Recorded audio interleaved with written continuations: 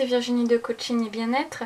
Alors nous nous retrouvons pour de nouvelles guidances pour chaque signe astrologique pour ce mois de septembre 2020.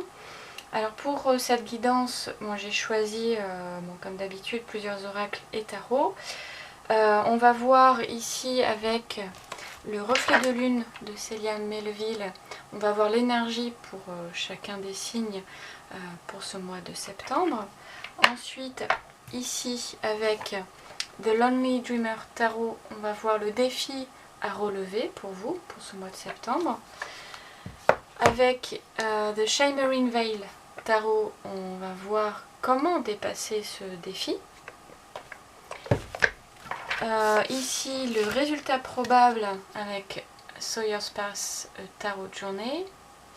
Et un dernier message avec The Illuminated Earth Oracle, voilà, pour vous encourager un petit peu dans votre défi à relever, si défi il y a.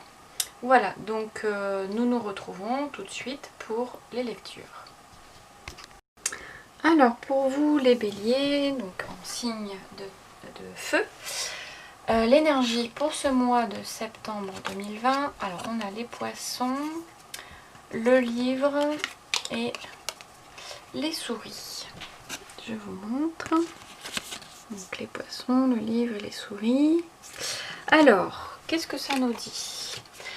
Alors, les poissons, on peut déjà voir, se dire que c'est en lien avec vos émotions. Bon, il se peut qu'il y ait effectivement du mouvement, donc en lien avec vos émotions, donc peut-être, alors je répète, ce sont des probabilités, peut-être justement un flot émotionnel, quelque chose, voilà, beaucoup d'émotions, ça peut être aussi voilà, des rencontres, des relations, voilà, peut-être aussi en lien avec tout ce qui est inconscient. Voilà, on va voir avec les autres cartes. Donc là on a le livre. Alors le livre, ça représente un petit peu tout ce qui est apprentissage, connaissance, les études, les formations, le savoir. Et les souris correspondent plutôt aux problèmes, aux soucis que vous pouvez avoir ou vous créer, à certaines pensées parasites aussi, quelque chose où vous vous sentez peut-être un peu envahi. C'est vrai qu'avec les poissons et les souris, on a cette idée d'abondance, de quelque chose, voilà, alors ça peut être aussi beaucoup de connaissances, beaucoup, alors peut-être que vous êtes dans les études et il y a beaucoup de choses, enfin ça peut vous engendrer du stress, des émotions, beaucoup d'émotions, de stress, voilà, vu que c'est la rentrée, peut-être que voilà, il va peut-être y avoir pas mal de stress, de pression, voilà, quelque chose en tout cas qui d'abondant, voilà, où ça peut être du bon stress aussi, voilà, c'est pas parce que je parle de stress ou d'abondance, d'émotions que ça peut être vu d'un aspect négatif, ça peut être aussi vu d'un aspect positif, vous verrez bien. Vous verrez bien, tout dépend aussi de votre façon de voir, de votre façon de vivre, mais où ça peut être, voilà, vous allez peut-être avoir beaucoup de choses à apprendre, et du coup vous allez avoir beaucoup de choses dans la tête, et enfin voilà, on va voir un petit peu avec les autres cartes. Donc le défi à relever pour ce mois de septembre, on a le 6 d'épée. Alors le 6 d'épée ici nous dit, bon, comme tout 6 d'épée, de prendre avec soi ce qui est utile et quitter la situation qui ne vous est plus nécessaire, qui ne vous sert plus, voilà. dont vous n'avez pas besoin et de quitter, alors ça peut être quitter les problèmes, hein, les soucis, tout ce qui vous dessert, tout le stress. Donc oui, votre défi, ça va être effectivement d'essayer de penser autrement, et peut-être comme je disais de tout à l'heure, si effectivement les études ou autres, les formations, le travail peut vous stresser, essayez justement de quitter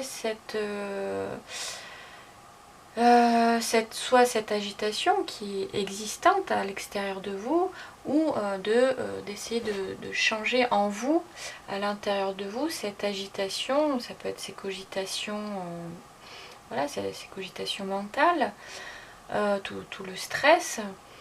Essayez de voir ce qui peut justement vous aider à vous détendre, à vous relaxer. Voilà, en tout cas, votre défi à relever, ça va être peut-être effectivement de trouver une solution pour vous relaxer et pour essayer d'évoluer et de tendre vers quelque chose de plus positif. Voilà.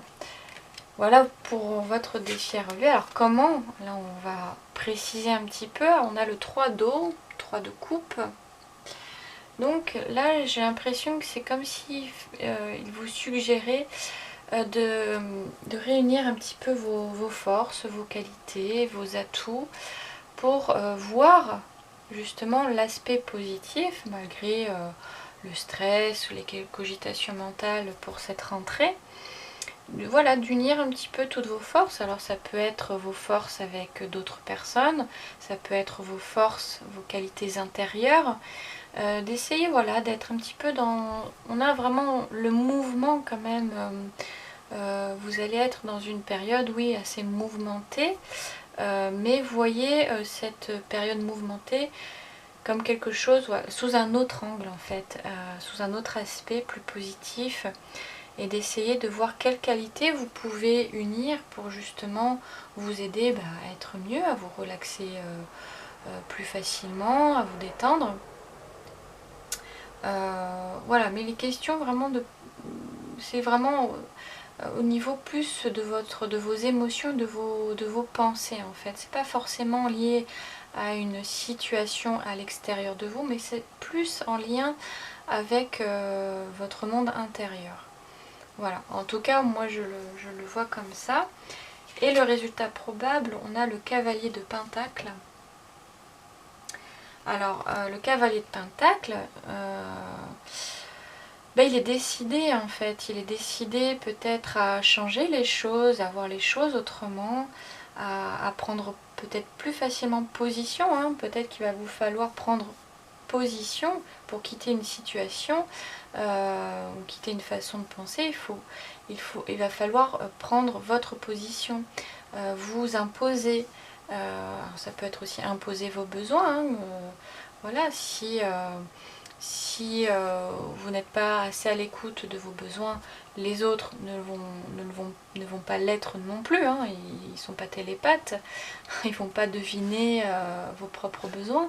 Donc c'est à vous, en fait, d'exprimer vos besoins et donc d'imposer vos besoins, vos envies et vos attentes. Voilà, les autres ne peuvent pas penser à votre place, anticiper à votre place et imposer vos besoins à votre place. Donc, d'où l'importance de regarder un petit peu devant vous pour évoluer, hein, pour passer à autre chose. Donc, d'ouvrir les yeux, hein, d'être conscient, de reconnaître vos besoins et la source de vos soucis, que ce soit dans votre travail ou dans votre vie personnelle, familiale ou amicale. Donc voilà, pour vous stabiliser finalement, parce qu'il va y avoir beaucoup de mouvements, voilà, pour vous stabiliser, voyez l'aspect positif et prenez position et exprimez vos besoins pour retrouver un petit peu votre place. Voilà, peut-être votre nouvelle place. Voilà. Ensuite, dernier message, separate. Alors, on a en fait la confirmation, le 6 d'épée, oui, de tout à l'heure, c'est tout à fait ça, c'est vraiment de vous séparer d'une situation, voilà, qui vous dessert, qui vous stresse, pour passer à autre chose. Donc on vous suggère de vous libérer, vos émotions, donc d'exprimer aussi vos besoins, d'être peut-être aussi d'être moins en attente des autres et d'être moins en attente, voilà, que les autres puissent devancer vos besoins. Comme je disais tout à l'heure, ils ne peuvent pas deviner vos besoins si vous ne les exprimez pas. Et attention aussi à comment vous exprimez vos besoins.